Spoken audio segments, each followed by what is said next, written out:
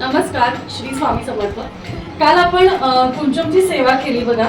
सगळ्यांनी बघू शकता इथे आपण काल जी पूजा केली होती ती मी अजून काढली नाहीये. तर माझा हा विचार होता की ह्याची उत्तर पूजा म्हणा किंवा ह्याची विसर्जन आपण कसं करायचं किंवा ही पूजा आपण कधी काढायची ह्याचा एक सविस्तर व्हिडिओ बनवू.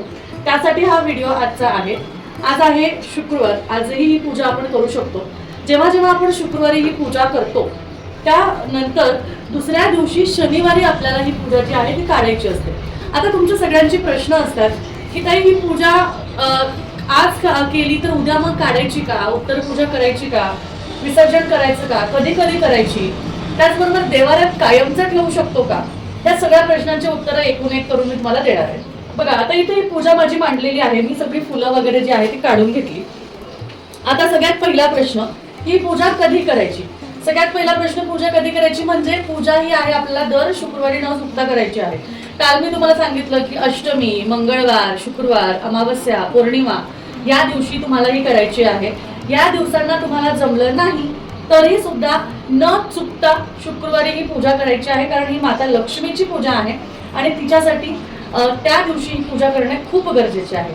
ठीक आहे. आता आपण ही पूजा बघू. आता शुक्रवारी ही पूजा केल्यानंतर दुसऱ्या दिवशी आपल्याला या पूजेचं विसर्जन करायचं आहे. आता विसर्जन का करायचं तर पुढच्या शुक्रवारी म्हणा किंवा आता जसं मंगळवारी मला करायची आहे मग मंगळवारी म्हणा किंवा पुढच्या समजा बुधवार गुरुवारी समजा पौर्णिमा आली म्हणजे एक एक्झाम्पल म्हणून सांगते तेव्हा करायची आहे. म्हणून मग आपण हे काढून ठेवतो आणि मग परत त्या दिवशी आपण दुसरी ती मांडू शकतो. म्हणजे मंगळवारी समजा मी केली तर मंगळवारी करण्यासाठी मी शनिवारी म्हणजे उद्याच्या दिवशी म्हणजे समजा आज केली तर उद्याच्या दिवशी मी सगळं काढणार, सामान परत सगळं डब्यात ठेवून देणार आणि त्यानंतर मंगळवारी मग याची परत पूजा करणार. कायमस्वरूपी याला जर का आपल्याला आपल्या देवाऱ्यात ठेवायचं असेल तर तुम्ही हे शुक्रवारी पूजा करायची, देवाऱ्यात ठेवायचं, पुढच्या शुक्रवारपर्यंत पुढच्या गुरुवारपर्यंत तसंच ठेवायचं आणि शुक्रवारी परत काढून शुक्रवारच्या दिवशी काढायचं, पूजा करायची आणि परत ठेवून द्यायचं. म्हणजे समजा जसं मी काल केली आज काढणार, परत सगळं काढणार आणि त्यानंतर भरून ठेवून देणार. म्हणजे अशा पद्धतीने म्हणजे गुरुवारी काढून घ्यायची, शुक्रवारी परत भरून ठेवायची. अशा पद्धतीने तुम्ही करू शकता. भरून ठेवल्याने काय होते तर आपल्या घरात जसं मंगल कलश आपण भरून ठेवतो तसंच कुंचम भरून ठेवायचं. पाणी का भरून ठेवतो तर घरातली आजूबाजूची जी सकारात्मकता नकारात्मकता जी आहे त्याला पॉझिटिव्हिटीमध्ये कन्वर्ट करण्यासाठी असतं आणि हे धन धान्याला वाढ करण्यासाठी या पूजेचा समावेश आपण करतो. आता ह्याला विसर्जन कसं करायचं हे बघूया आपण. सगळ्यात आधी बघा तुम्ही इथे मी दिवा एक लावून घेतलेला आहे. त्याचबरोबर बघा आपल्याकडे भरपूर प्रकारच्या धूप स्टिक्स मिळतात. त्यामध्ये ऑइस्टर म्हणजे ह्या मोतीशी रिलेटेड ह्याची ही धूप स्टिक आहे. सुंदर असा सुगंध आहे.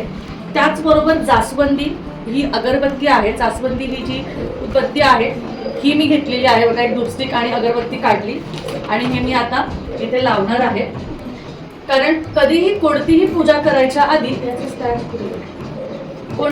करायच्या आधी आपल्याला दिवा लावून घ्यायचा असतो. आपल्याला उदबत्ती धूप अगरबत्ती धूप जे काही आहे ते तुम्हाला लावून घ्यायचं असतं आणि त्यानुसार तुम्ही त्याच्या पुढे हे आपल्याला देवासमोर ओवाळायचं असतं. कारण पूजेचं विसर्जन आपण करणार आहोत त्यामुळे देवासमोर ओवाळायचं आहे. आता बघा इथे मी ऑफिसमध्ये आहे त्यामुळे मी कुठल्या प्रकारचा आता नैवेद्य आणला नाहीये. पण शक्यतो जेव्हा आपण कोणत्याही पूजेचं विसर्जन करतो तेव्हा साधी साखर म्हणा किंवा दूध साखर म्हणा असं तुम्हाला तो नैवेद्य दाखवून एक मिनिट तुम्हाला तो नैवेद्य दाखवून दूध साखरेचा, साध्या साखरेचा, खडी साखरेचा, एखाद्या फळाचा नैवेद्य दाखवायचा आहे. आरती करायची आहे आणि त्यानंतर पूजेला विसर्जन करण्याची उत्तर पूजेची विधी सुरू करायची. आता ह्या पद्धतीने माझी आता दिवा धूप बत्ती झालेला आहे जमले. आता यामध्ये तुम्ही सगळं बघू शकता. मी इथे विष्णू चिन्ह आहे हे काढून घेते, बाजूला ठेवून घेते. गजांत लक्ष्मी आहे यांना पण बाजूला ठेवून घेते. आता हे सगळं आपण जो डब्बा देतो म्हणजे तर आपण ह्या पद्धतीचा जो डब्बा देतो बघा काल मी तुम्हाला दाखवलं होतं की ही जी पोटली आहे त्यानंतर ही जी बांगड्यांची डब्बी आहे ही आपण काढून घेऊ. कारण आपल्याला सगळं साहित्य ह्यामध्ये भरायचं आहे, परत भरून ठेवायचं आहे. ठीक आहे. तर आता सगळ्यात पहिली गोष्ट ह्यासाठी मी एक ताटली घेणार, कारण मला सगळं साहित्य जे आहे ते काढून घ्यायचं आहे. तर मी एक ताट घेतलेलं आहे बघा, पानथाळी. ही पानथाळी सुद्धा कुंचम सेवेसाठी तुम्ही घेऊ शकता, साहित्य काढून ठेवण्यासाठी, सगळ्या गोष्टी आरतीसाठी. ह्या प्लेटची, या थाळीचा उपयोग तुम्ही नक्कीच करू शकता. आता इथे मी हे ठेवतेय डब्बा बघा. या डब्यामध्ये माझं आता गजांत लक्ष्मी दोन्ही जोडी जे आहे ते ह्यामध्ये ठेवून देते, आणि विष्णू चिन्ह जे आहे ते सुद्धा मी ह्यामध्ये ठेवून देते, कारण बाकीचं साहित्य सगळं झालं की मग मी ह्यामध्ये ठेवणार आहे. आता ह्यानंतर सगळ्यात महत्वाचं, ही पूजा काढण्याआधी आपल्याला हळद कुंकू वाहून घ्यायचं आहे. हळद कुंकू वाहून स्वतःला सुद्धा लावून घ्यायचं आहे. त्यानंतर जसं सांगितलं, नैवेद्य वगैरे जो काही आहे तो दाखवायचा, आरती करायची, आणि आता पूजेला सुरुवात करायची. सगळ्यात आधी आपण ही जी सेवा कशासाठी केली होती, कोणती सेवा, कोणती इच्छेसाठी केलं होतं, ते आपल्याला माताकडे बोलायचे आहे की माझी ही इच्छा तू लवकरात लवकर पूर्ण कर, आणि तुझा आशीर्वाद असाच राहू दे. आणि ही मी सेवा केली त्यामुळे मला खूप प्रसन्न वाटलं, छान वाटलं, तुझे असेच अनुभव येऊ देत, तुझा वरदहस्त आमच्यावर राहू दे, अशा पद्धतीने माता लक्ष्मीला विनंती करायची. आता बघा, फोटो वगैरे मी इथे काही मांडला नव्हता म्हणून मी पुस्तक ठेवलं, म्हणजे माता लक्ष्मीचा फोटो आहे, म्हणजे स्वरूप आपल्या समोर पाहिजे. आपण कोणाशी बोलतो, जेव्हा आपण एकमेकांची गप्पा मारतो, बोलतो, आपल्याकडे ते स्वरूप समोर असतं, म्हणून आपण त्यांच्याशी बोलू शकतो. तेव्हा कधी पण कोणतीही सेवा करताना सुद्धा स्वामींची सेवा करा, माता लक्ष्मीची सेवा करा, तेव्हा सेवा करताना ते स्वरूप आपल्या समोर पाहिजे, म्हणून मी पुस्तक ठेवलं. ठीक आहे, तुम्ही आपल्याकडे धनवर्षाचा महालक्ष्मीचा फोटो सुद्धा अवेलेबल आहे, तो पण घेऊ शकता. आता आपण पूजेचं विसर्जन करूया. सगळ्यात पहिले इथे मोतीशंख आहे, हे मोतीशंख काढून ठेवते. ही जी फुलं आहेत, ही फुलं आपण जी देतो बघा, ही फुलं ही सुद्धा मी इथे काढून ठेवते. हे झाल्यावर इथे वरच्यावर मी रत्न पण टाकली होती पूजेमध्ये, ही रत्न पण काढून या डबीमध्ये ठेवून देते, जी आपली रत्नाची डबी आहे, म्हणजे आपलं साहित्य ॲज इट इज जसं आहे तसं ते जातं. त्यानंतर आपण इथे अलंकार घेतले होते, देवीचे अलंकार.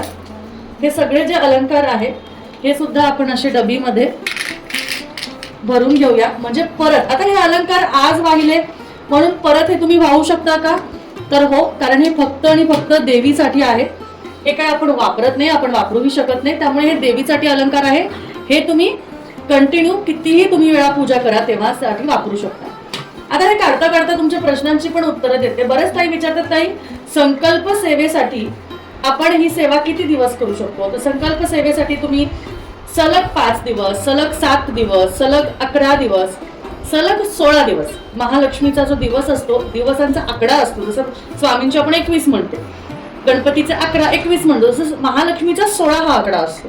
त्यामुळे 16 वेळा, सलग 16 वेळा, म्हणजे जसं मी काल केलं गुरुवारपासून पुढचे 16 दिवस अशी कंटिन्यू 16 दिवस पूजा करायची, म्हणजे संकल्पयुक्त सेवा होते. म्हणजे देवीकडे संकल्पयुक्त अशी सेवा आपण करतो, संकल्पयुक्त सेवा आपण करतो, आणि एखादं साकडं घालून तिच्याकडे एखादी विनंती करून आपण 16 दिवसांची, तसं आपण 21 शुक्रवार करतो, 5 मार्गशीर्ष करतो, 9 गुरुवार करतो, 11 गुरुवार करतो, तसे 16 दिवस कंटिन्यू.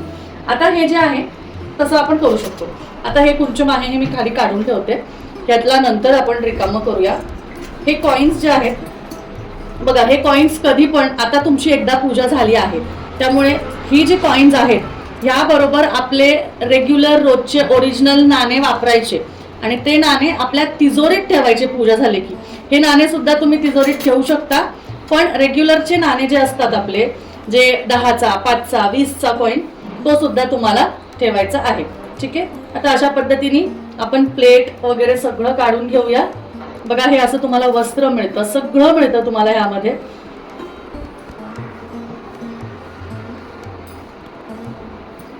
आता ह्यातले जे अक्षदा आहेत, त्यातले अक्षदातले थोडेसे दाणे, म्हणजे अगदी एवढेशे तुम्हाला तुमच्या घरातल्या धनधान्यामध्ये ऍड करायचे आहे, घरातल्या.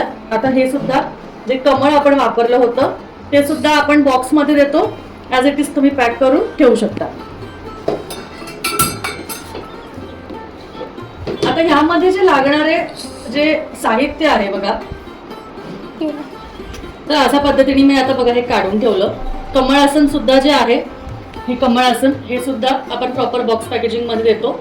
हे सुद्धा तुम्हाला कुंचम सेवेसाठी कलश स्थापनेसाठी हवं असेल तर घेऊ शकता. तर हे सुद्धा मी ठेवून देते. आता यातले जे साहित्य आहे हे सगळं साहित्य मी आधी बॉक्समध्ये ठेवून देते, कारण मला तांदूळ जे आहेत हे रिकामे करायचे आहे. त्यामुळे या सगळ्या ज्या वस्तू आहेत ह्या सगळ्या मी यामध्ये ठेवून देते. तर ही फुलं जी आहे ही एकत्र ह्याच्यामध्ये जातील. आता एकदा वापरून झाल्यावर तुम्ही पिशव्या सांभाळून नाही ठेवल्या, एखाद्या डब्बीत सगळं ठेवलं तरी चालेल. आता मी पिशवीमध्ये ठेवते कारण मला तुम्हाला दाखवायला लागतं. आता ह्या पद्धतीने तुम्हाला ते तांदूळ जे आहेत हे काढायचे आहे. यामध्ये जे जे रत्न येत राहतील, ज्या ज्या वस्तू येत राहतील त्या तुम्हाला बाजूला काढून घ्यायचं.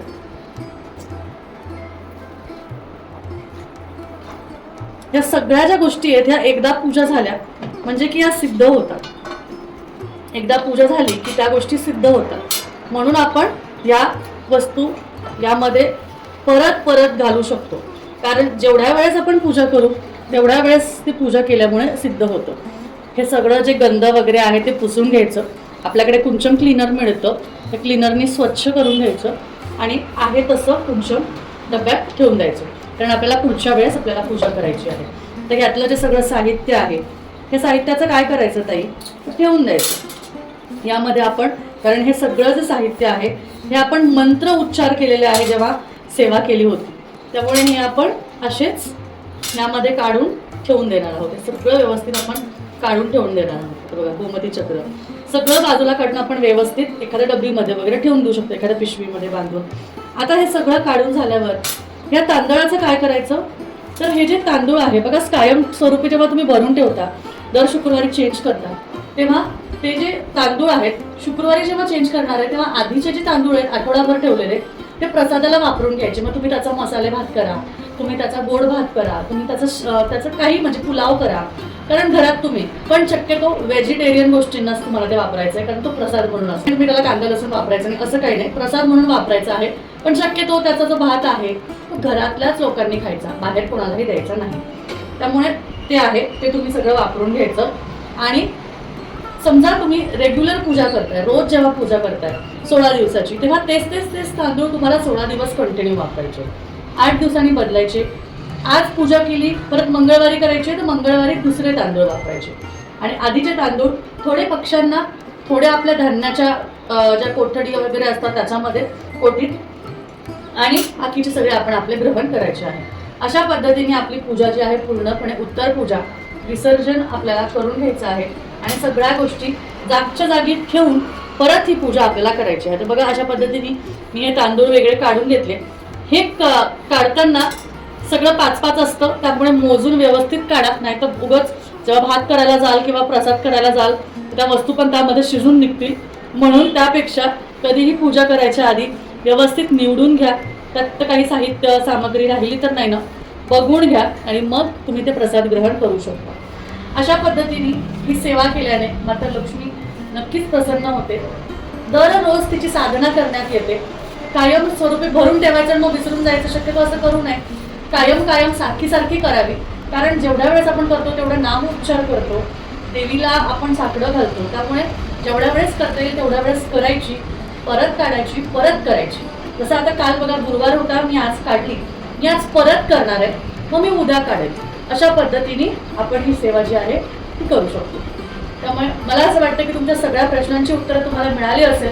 आणि अजूनही यानंतरही तुमचे काही प्रश्न असतील या पूजेबाबत किंवा ह्या गोष्टीबाबत तर नक्कीच तुम्ही मला खाली कमेंटमध्ये विचारू शकता, किंवा दिलेल्या नंबरवर व्हॉट्सअप करून किंवा कॉल करून तुमची ऑर्डर जी आहे, धनलक्ष्मी कुंचमची ऑर्डर जी आहे ती प्लेस करा.